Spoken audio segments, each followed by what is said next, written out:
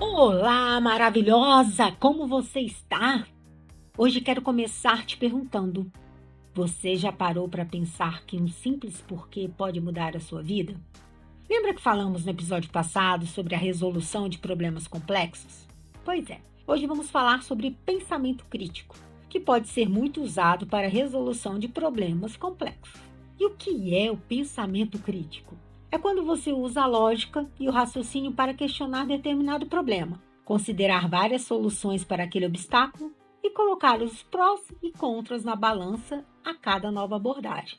É um argumento reflexivo sobre o que fazer diante de uma observação, experiência, fala ou escritas. E como adquirir? Vou te fazer uma pergunta. Você é curiosa?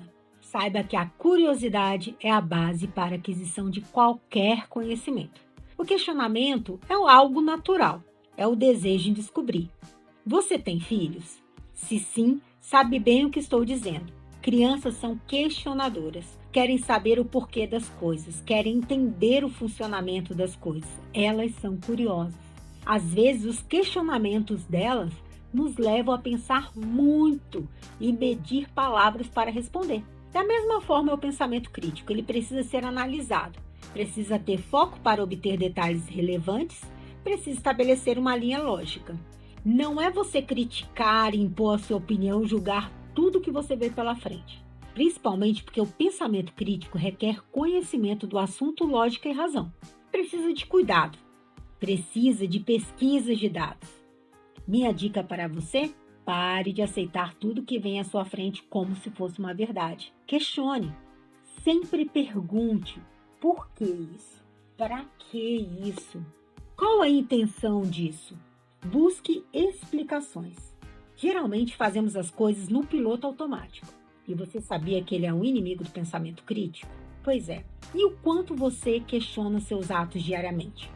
Antes de sair falando, você precisa saber o que está falando e não seguir a multidão.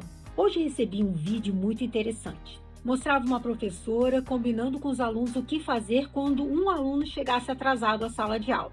Ela mostraria uma pasta verde e, ao questionar a cor para os alunos, todos eles deveriam dizer que ela era vermelha. E realmente chega um aluno atrasado. Ela continua a aula dizendo que na filosofia existem tendências como o positivismo, em que eles não admitem outra realidade que não seja fato. E aí ela dá o exemplo da pasta, vai perguntando aos alunos e começa, né? Que cor é essa pasta? Todos eles falando vermelho. E aí ela pergunta ao aluno que chegou atrasado. E ele viu que todos tinham respondido vermelha e ele responde sem graça, mas ele responde vermelha. Nesse momento, ela fala para ele: você sabe que ela não é vermelha, que ela é verde. Mas você respondeu que ela é vermelha, porque é uma fraqueza do ser humano ao ser exposto à pressão ambiental, mesmo quando se trata de percepção física. E é isso que acontece. Muitas vezes a pressão é tão grande que a gente vai junto com com a multidão. É isso que acontece. Segundo um filósofo, o mundo pode ser dividido em dois tipos de pessoas: as que seguem suas próprias vontades e as que seguem as vontades dos outros.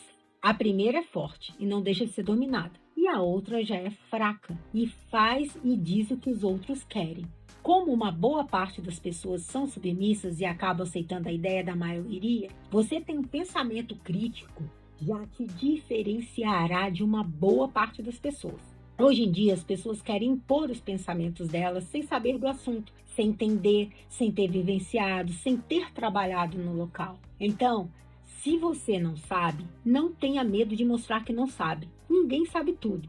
Nunca sabemos o suficiente. Existe até um provérbio que diz: ninguém é tão inteligente que não tenha a aprender, ou tão burro que não tenha a ensinar, não é mesmo? Lembra desse ditado? Pois é.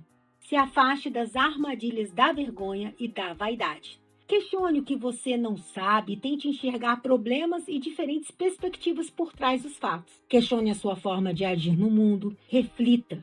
Você pode mudar a sua ideia. Você pode começar de novo.